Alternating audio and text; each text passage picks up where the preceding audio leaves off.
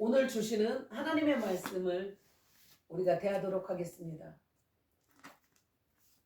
오늘 주시는 하나님의 말씀은 마가복음 7장 21절에서 23절까지 말씀입니다. 마가복음 7장 21절에서 23절까지 말씀입니다.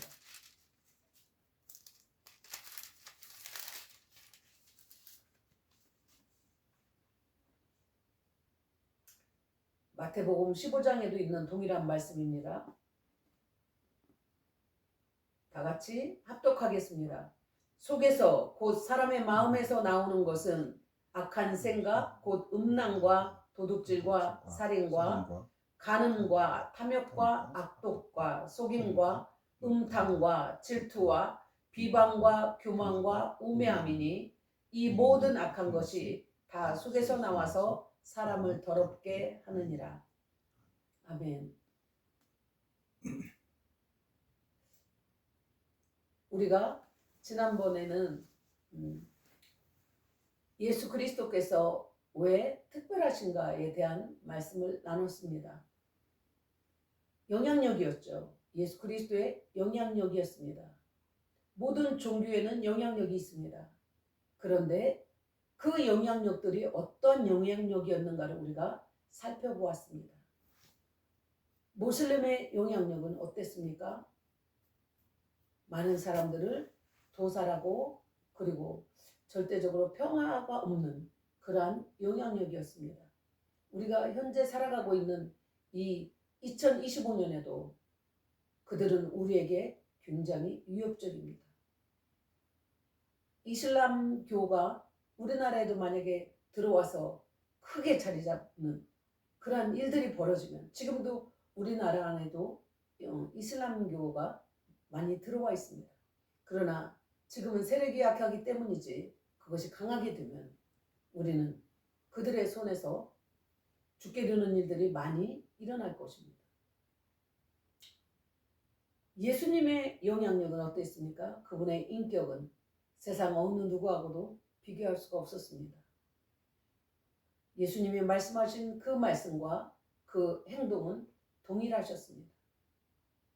원수를 사랑하라. 저주하지 말아라. 그리고 그렇게 말씀하신 것처럼 원수된 인간을 위해서 주님은 십자가에 못 박혀 죽으셨습니다. 죽으시면서도 뭐라고 말씀하셨습니까? 아버지여, 저들이 하는 일을 알지 못합니다. 저들을 용서하여 주옵소서. 그분이 예수 그리스도셨습니다.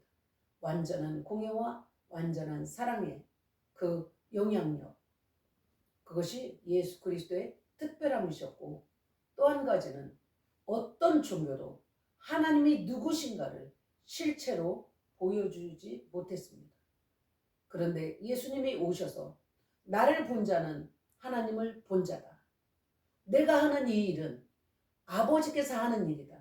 아버지께서 하는 일을 내가 한다.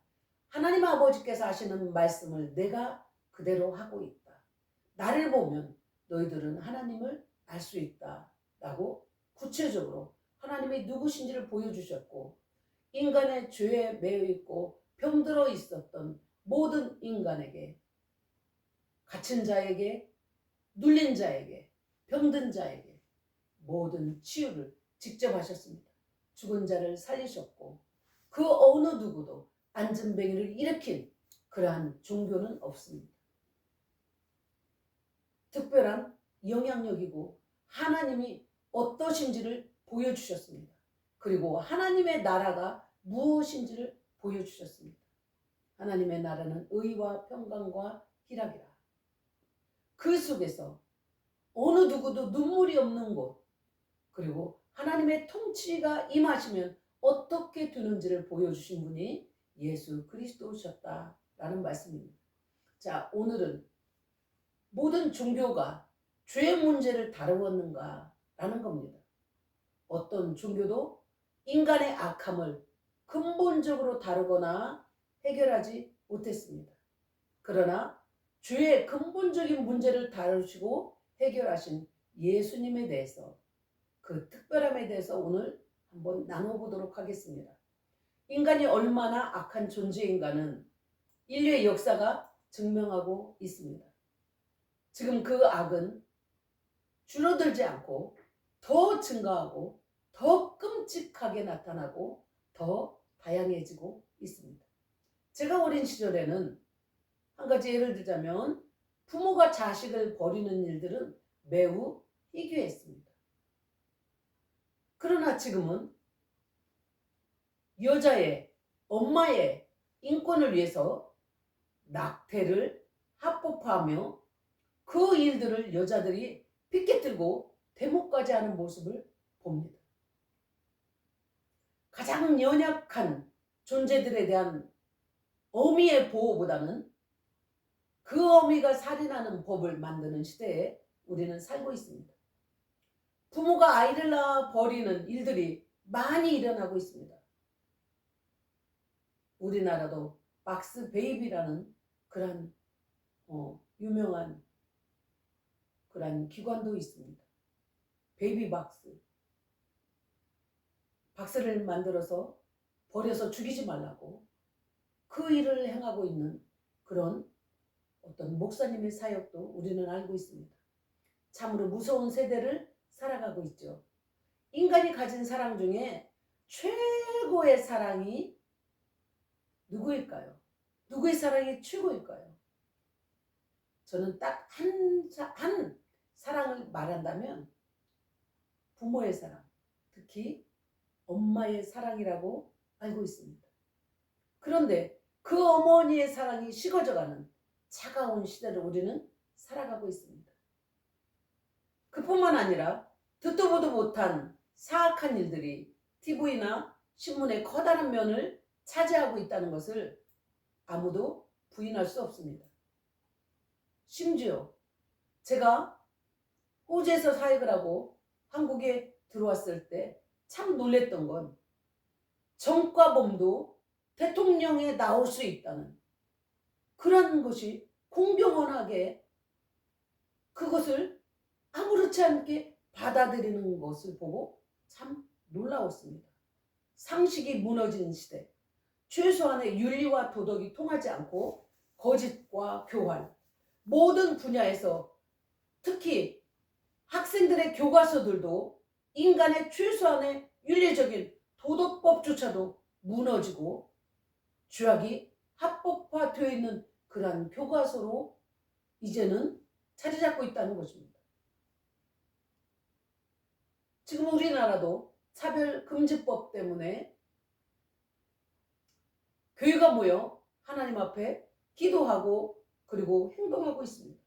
이제 차별금지법이 통과되면 부모의 동의 없이 미성년자들이 즉 남성이냐 여성이냐 그것을 내 스스로 바꿀 수 있고 그런 것을 부모가 제재하면 그 부모가 법의 처벌을 받게 된다는 것입니다. 어린아이들이 유치원 때부터 필수적으로 동성애의 성행위를 배우게 된다는 것입니다. 얼마나 끔찍합니까? 부모가 자녀를 보호할 수 없는 악법들도 제정되고 있다는 것입니다. 인간은 무엇을 중요하게 여기며 살아갑니까? 권력을 쟁취하는 것, 부자가 되는 것, 명예를 얻는 것, 유명한 학교를 입학하는 것? 인간에게 근본적으로 해결되어져야 할 문제는 무엇일까요? 죄악의 문제라고 저는 단언합니다. 왜냐하면 그 죄는 나에게도 영향을 주지만 내 주변에 강력한 영향을 주기 때문입니다. 오늘은 다른 종교들과 예수님의 말씀을 비교해보면서 죄악의 문제를 다뤄보도록 하겠습니다. 현존하는 종교들이 세상에 가장 큰 영향을 주는 죄악에 대해서 어떻게 다루고 있는가를 봅니다. 첫 번째, 사탄주의가 있습니다. 여러분, 이런 종교가 있다고요? 놀라는 분들도 있겠지만 악을 추구하고 악을 위해서 헌신하며 악을 숭배하는 종교가 있습니다. 그런데 놀라운 것은 따르는 신도들이 참으로 많다는 겁니다. 더 많이 흉악한 일을 하고 더 많이 사람을 음해하고 비방하고 죽이는 방법들도 다양하게 그렇게 자행되는, 그래서 그것이 그들이 섬기는 사탄에게 기쁨을 주는 것이라고 하면서 그 죄악을 더 어떻게 하면 더 많은 죄를 저지를까 하는 종교가 있다는 겁니다. 얼마나 끔찍한 일입니까? 맨손이라는 자가 창시자인데 다행히 그는 감옥에 수감되었습니다. 우리나라에서 있었던 유교를 볼 수 있습니다. 악을 다루지 않고 악을 아예 무시합니다. 죄는 그렇게까지 중요하지 않아. 왜냐하면 사람이 선한 일을 많이 하면 돼. 이렇게 윤리적인 규범만 주장합니다. 자, 공자는요. 인간의 본성은 본질적으로 선하다라고 가르쳤습니다. 사람에게 나타나는 저런 악한 행동은 외부의 압박 때문이지 결코 그에게 있지 않아 라고 가르쳤습니다. 제가 사역하는 가운데 제가 전도사 시절인데 목사님이 대신방을 하는 기간이었습니다. 전도사들은 그 가정에 가서 예배를 드릴 수 있도록 그 주인들이 주인 집사님이나 권사님들이 예배를 드릴 수 있도록 저는 그곳에 있는 아이들을 이렇게 데리고 가서 제가 보호하고 있고 다른 방에 가서 보호하고 있고 그리고 예배를 잘 드릴 수 있도록 그렇게 돕는 역할도 했습니다. 근데 그때는 구역 식구들이 모두 모여서 함께 예배를 드리게 되었습니다. 그렇게 대신방을 하게 되었죠. 그런데 제가 데리고 있었던 아이들이 한 7, 8명이었는데 그때 3살짜리부터 시작을 해서 한 7살짜리까지 있었던 것 같아요. 한 6살쯤인가요?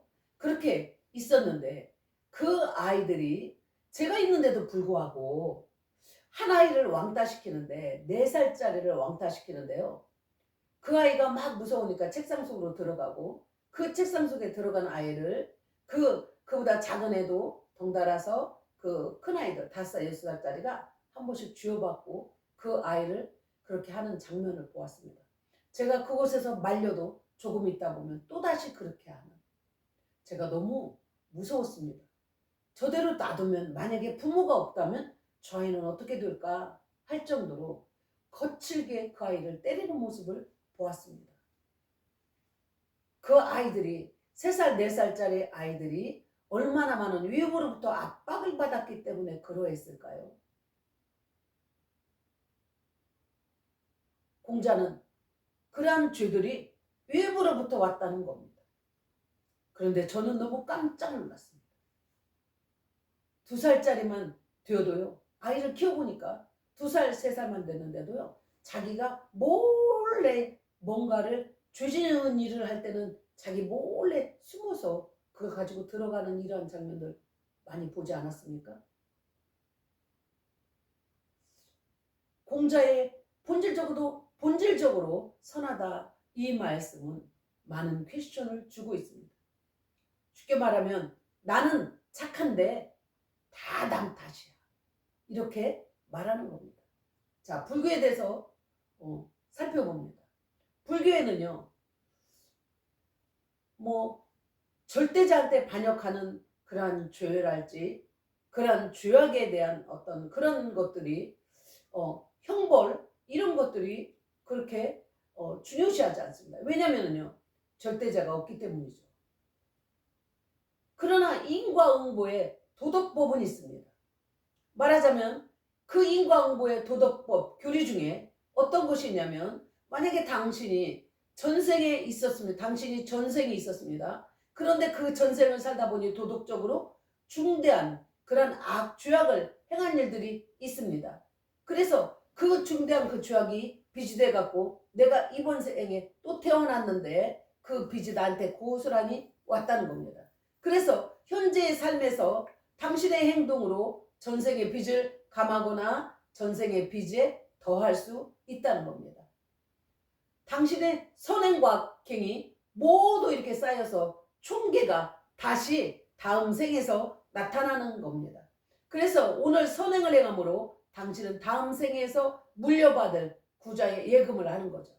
이런 과정은 당신이 부처처럼 열반의 경지로 들어갈 때까지, 아니 몇백 년, 아니 몇천 년, 518번을 유니하고 니르마다라는 곳으로 가기 때문에, 그런 존재로 가서 소멸되어 버리기 때문에 몇천 년쯤 되지 않을까요?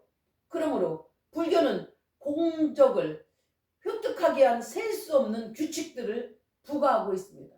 탐욕을 억제하는 30개의 규칙들, 수도승이 되려는 초보자가 입학 자격을 취득하는 75개의 규칙들, 수도승을 위한 227개의 규칙, 그리고 비구니를 위한 311개의 규칙들. 결국 불교는 모든 욕망의 단절과 모든 자아의 소멸, 그 위에 인간의 고통과 사악함에 대해서는 해결책이 없다는 겁니다. 자, 힌두교도 마찬가지죠. 불교의 모태인 힌두교는 재생이 아닌 환생을 말합니다. 그래서 그 환생을 말하는 것과 그것만 다를 뿐이지 불교와 거의 같습니다. 힌두교도 인격적인 하나님을 믿지 않고 비인격적인 그런 본체인 브라만, 즉 이 브라만이라는 것이 뭐냐? 우주 본체를 가리키는 말을 말하고 있습니다. 그러니까 인격적인 신이 아니죠. 힌두교도 불교와 같은 인과응보, 카르마라는 등골이 오싹한 교리를 갖고 있습니다. 인과응보는 악행에 대한 대가를 요구합니다. 그러나 악행에 대한 대가를 받을 신이 없다는 겁니다. 얼마나 비논리적입니까? 자, 이슬람입니다. 모슬렘은 5개의 필수 교리를 갖고 있습니다. 신조, 기도, 자선, 금식, 메카의 순례. 지난 2024년엔가도 사우디아라비아 메카를 그래서 그 모슬렘들이 그 메카를 순례합니다. 그런데 사우디아라비아에서 작년인가 1,000몇백 명이 죽었죠. 그 막 압사되어서 죽는 모습들을 굉장히 많이 봅니다. 거의 매해마다 나오는 것 같습니다. 그런 것을 지키는 그런 율법적인 조직 아래서 움직이고 있습니다. 이슬람은 심판의 날에 알라는 한쪽 저울에 당신의 선행 그리고 당신의 악행을 올려놓습니다.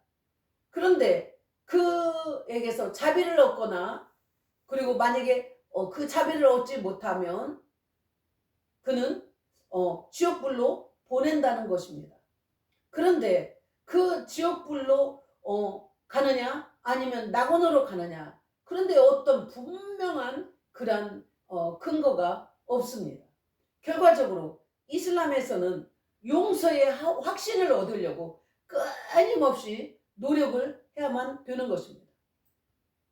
자, 예수님에 대해서 우리가 살펴봅니다. 세상의 어떤 위대한 스승도 인간의 죄악을 근본적으로 다루지 않았습니다. 우리가 위에서 살펴보았죠. 세상을 창조하시고 인류를 창조하신 하나님은 인격적이고 완전한 사랑이시고 공의가 진리가 기초이신 분이십니다. 하나님은 당신의 피조물들이 당신을 거절하고 자신을 대적하는 길을 갈 때 너무 마음을 아파하십니다. 하나님을 배반하고 떠난 인간의 내면은 죄악으로 가득 찼습니다. 사랑과 공의가 인자와 진리가 속성이신 하나님은 악을 방치하는 것은 불가능합니다. 하나님은 죄를 지은 우리를 괜찮아 네가 선한 일만 하면 돼 라고 말씀하지 않습니다. 죄는 덮어두고 선한 행동들을 하라는 불교식의 교리와 정반대입니다. 왜냐하면 죄악은 우리도 인식하고 있지만 세상에 있는 모든 도덕을 공격하고 있습니다. 자기의 체제 이념을 위해서 대량 학살한 살인자 히틀러, 스탈린, 그리고 지금의 시진핑, 김정은, 하마스, 아이시스 등을 한번 생각해 보십시오. 너희들의 죄는 괜찮아. 선행을 해. 네가 많은 사람을 죽였지만 또 선행을 한번 해봐. 이런 그들에 대해서 공의로운 심판이 없다면 여러분 어떻게 생각하십니까? 똥오줌이 덕지덕지 묻은 그런 옷을 입은 사람에게 옷을 벗기지 않고 거기 위에다가 새 옷을 입히고 그리고 그 위에 화장을 시킨다고 그 냄새가 없어지고 깨끗한 사람이 될까요? 살인광 김정은이 뭔가 하나의 선행을 행한다고 하나님이 무관심하게 방치하신다면 그분은 정의로우신 하나님이 아니시라는 거예요. 만약 거룩하신 하나님이 완전한 진리로 우주를 통치하시는 분이라면 그분은 분명히 악의 문제, 죄의 문제를 다루어야만 합니다. 하나님은 사랑이십니다. 그러나 하나님은 공의로우시며 거룩하신 분이십니다. 공의로운 분이시기에 죄악을 아무런 문제가 아니다라고 할 수가 없습니다. 죄악은 반드시 다루어져야만 하는 것입니다. 악은 곰고 전염시키는 치명적인 암덩어리와 같습니다. 그것은 절단되어야만 하는 것이죠. 그렇다면 하나님은 무엇을 하십니까? 하나님의 거룩함은 악을 심판해야만 합니다. 그렇다면 하나님의 사랑은 무엇을 하셔야 되는 거죠? 죄를 지은 모든 인간이 심판을 당합니다. 제가 보건대 제 주변에 저를 포함해서 어느 누구도 죄를 짓지 아니한 사람을 한 명도 본 적이 없습니다. 인간은 모두 심판을 당해야 되는 그러한 존재인데 그런데 하나님은 사랑이시라고 말씀하지 않습니까? 그것은 하나님의 공이시기 때문에 심판하셔야 되고 하나님의 사랑은 그렇다면 무엇을 하셨냐는 겁니다. 전능하신 하나님은 우리를 너무 사랑하시기에 우리의 패역한 죄악과 자기 중심적인 교만을 다루셨어야만 했습니다. 하나님은 한민족 유대인을 선택하셨습니다. 그리고 그들에게 자신이 누구시고 그들이 어떻게 하나님 앞에 살아야 되는지를 알리기 위해서 너무 많은 수고를 아낌없이 부으셨습니다. 하나님 자신이 인간의 모습으로 세상에 올 때를 유대인이 준비할 수 있도록 열심히 일하셨습니다. 그리고 당신이 어떻게 가겠다고 그리고 어떤 모습이 되겠다고 누누이 말씀하셨습니다. 하나님이 오신 이 땅 가운데 오신 첫날을 첫 번째 성탄이라 불렀습니다. 정말로 그분은 인간의 모습으로 태어나셨기에 눈으로 볼 수 있었고 인간의 눈으로 볼 수 있었고 그리고 동시에 그분은 신성을 입고 나타나셨습니다. 그분은 하나님이셨고 그리고 동시에 인간이셨습니다. 그분은 겸손과 하늘 아버지에게 철저한 복종을 하셨고 인간의 고난에 기꺼이 참여하셨습니다. 그러나 그 하나님의 아들은 이 세상에서 이 땅에서 사생아처럼 취급당했고 더러운 영을 통해서 태어나셨습니다. 그리고 아기일 때도 살해당할 뻔했으며 도망자가 되었습니다. 그분은 가장 가난한 노동자 계층의 가정에서 살았으며 집도 교육받을 권리도 그리고 일정한 수입도 없으셨던 분이셨습니다. 그분은 부당한 반대와 불공평한 재판 그리고 가장 고통스러운 형태의 처형이었던 십자가에 달리는 죽음의 고통을 직접 겪으셨습니다. 그분은 인류의 죄로 인한 고난의 잔을 남김없이 마셨습니다. 이사야서 53장 3절은 말씀합니다. 그는 멸시를 받아 사람들에게 버림받았으며 간고를 많이 겪었으며 질고를 아는 자라. 마치 사람들이 그에게서 얼굴을 가리는 것 같이 멸시를 당하였고 우리도 그를 귀히 여기지 아니하였더라. 우리에게 있는 대제사장은 우리의 연약함을 동정하지 못하실 리가 아니요 모든 일에 우리와 똑같이 시험을 받은 이로되 죄는 없으십니다. 그러하기 때문에 우리는 예수 그리스도를 힘입고 그 궁일하심을 받고 때를 따라 돕는 은혜를 얻기 위하여 은혜의 보좌 앞에 담대히 나갈 것입니다. 고통 가운데 있는 누구도 하나님에게 이렇게 말할 수 없습니다. 하나님, 당신은 나의 고통을 이해 못합니다. 하나님의 아들 예수님은 이해하십니다. 왜냐하면 그 모든 것을 겪으신 분이시기 때문입니다. 그러나 인간의 고통은 죄악의 뿌리를 내리고 있습니다. 세상은 혼란스럽죠. 사람은 하나님의 의도대로 행동하지 않습니다. 왜 하나님이 계시다면 저렇게 전쟁이 일어날까요? 하나님이 계시다면 왜 저럴까요? 인간의 죄 때문입니다. 고난은 필연적인 결과죠. 때로는 그 고난의 직접적인 이유는 아니지만 인간의 죄와 인간의 고통 사이에는 밀접한 관계가 있습니다. 예수님의 죽음의 성취가 가장 놀라운 것은 그분이 인간의 고통에 참여했을 뿐 아니라 또한 인간의 흉악한 죄악으로 인한 더러운 오물, 인간의 패약함이 가득 담겨져 있는 부패하고 냄새나는 더러운 쓰레기통에 대한 책임을 담당하셨다는 것입니다. 나와 당신이 무엇인가 잘못할 때 그 결과는 삶을 온통 혼란스럽게 하고 위축시키고 두렵게 합니다. 대개 나의 잘못은 악한 영향력이 따릅니다. 나뿐만 아니라 다른 사람을 다치게 하고 고통스럽게 합니다. 그리고 그것은 언제나 우리와 하나님 사이에 담을 쌓게 합니다.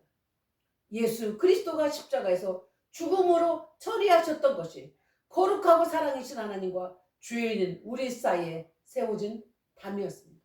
하나님이며 동시에 사람인 예수님은 하나님 앞에서 인류가 저질렀던 그 모든 죄를 그분의 어깨에 기꺼이 짊어지게 하셨습니다.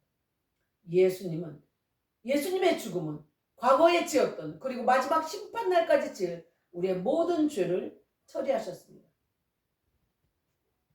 우리가 죄를 지었을 때 매일매일 그리스도 앞에 진심으로 회개하면서 그 죄악의 씻음을 받고 용서를 받을 수 있는 길이 아주 쉽게 된 것은 아니었다는 사실입니다. 우리는 그것을 은혜로 받지만 그러나 하나님은 독생자 예수 그리스도를 십자가에서 처형시키는 그 엄청난 고통을 그 아픔을 겪으시면서 우리에게 허락하신 은혜라는 사실입니다. 그리스도께서 단번에 죄를 위하여 죽으사 의인으로서 불의한 자를 대신하셨으니 이는 우리를 하나님 앞으로 인도하려 하십니다. 육체로는 죽임을 당하시고 영으로는 살리심을 받으셨으니 베드로전서 3장 18절에서 말씀하고 있습니다. 의인을 죽는 자가 쉽지 않고 선인을 위하여 용감히 죽는 자가 혹 있거니와 우리가 아직 죄인 되었을 때에 그리스도께서 우리를 위하여 죽으심으로 하나님께서 우리에 대한 자기의 사랑을 확증하셨느니라. 그런즉 한 범죄로 많은 사람이 정죄에 이른 것 같이 한 의로운 행위로 말미암아 많은 사람이 온 인류가 의롭다 하심을 받아 생명에 이를 수 있느니라. 한 사람이 순종하지 않은 것 때문에 많은 사람이 죄인이 되었습니다. 아담 한 사람의 불순종으로 죄인이 된 인간, 한 사람 예수 그리스도가 순종하심으로 인류가 의인이 될 수 있는 길을 열어놓으셨다는 것입니다. 이제 어느 누구도 하나님이 인간의 죄악을 정당하게 다루시는데 실패했다고 말할 수가 없습니다. 하나님은 인간을 위해 스스로 죄에 대한 대가를 다 지불하셨습니다. 우리는 다 양 같아서 그를 행하여 각기 제 길로 갔거늘 여호와께서는 우리 모두의 죄악을 그에게 담당시키셨도다. 그가 곤욕을 당하여 괴로울 때도 그의 입을 열지 아니하였으며 마치 도수장으로 끌려가는 어린 양과 털 깎는 자 앞에 잠잠한 양같이 그의 입을 열지 아니하였도다. 그는 곤욕과 신문을 당하고 끌려갔으나 그 세대 중에 누가 생각하기를 그가 살아있는 자들의 땅에서 끊어지면 마땅히 형벌받을 내 백성의 허물 때문이라 하였으리요. 그가 그렇게 십자가에 죽으실 때 어느 누구도 그가 형벌받은 백성의 죄 때문에 형벌받으시는 것을 알지 못할 것이다.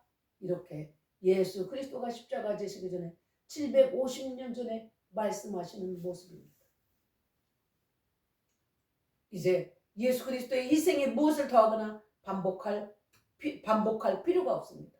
그리스도가 죄를 위해 오직 한 번으로 영원히 우리를 구속하셨고 우리를 구원하신 길을 여셨기 때문입니다.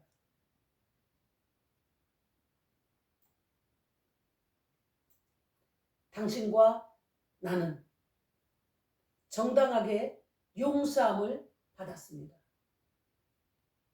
우리의 선행 때문이 아니라 우리를 사랑하시는 우리의 죄 때문에 영원한 형벌을 받을 수 없도록 거룩하신, 순결하신, 온전하신 하나님이 우리의 값을 치러주셨기 때문입니다.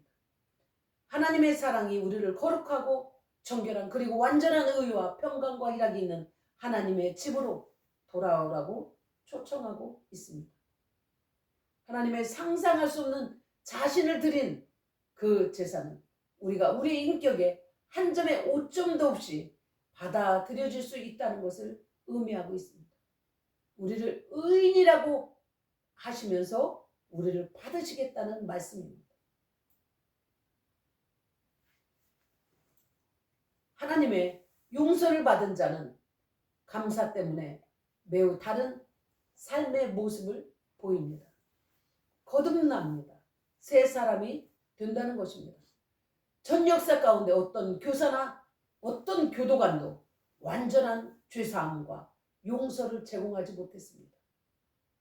예수 그리스도를 영접한 자와 같은 회개와 새 사람의 모습을 제공하지 못했습니다. 만물보다 거짓되고 심히 부패한 것은 인간의 마음이라 인간의 더러움을 근본적으로 처리하신 분이 예수 그리스도이십니다.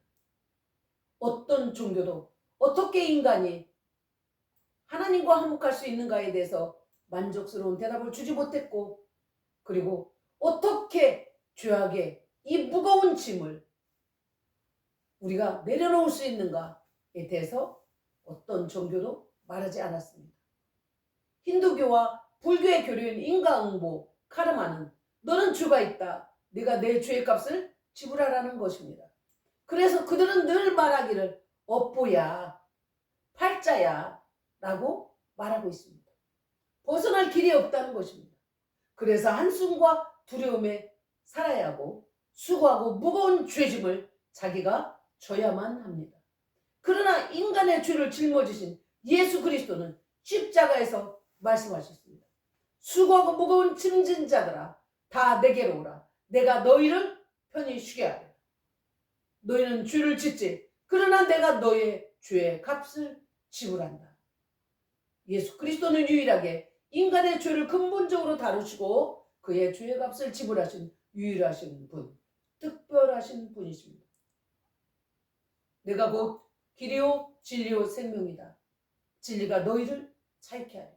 죄로 인해 얽매인 인생이 그 죄를 담당하셔서 근본적인 죄의 값을 지불하셨다는 예수 그리스도의 놀라운 진리의 말씀을 영접하여 가문 대대로 눌리고 갇혔던 저주와 마귀 권세 아래서 자유케 되는 은혜가 저와 여러분에게 임하기를 예수 그리스도의 이름으로 축복합니다.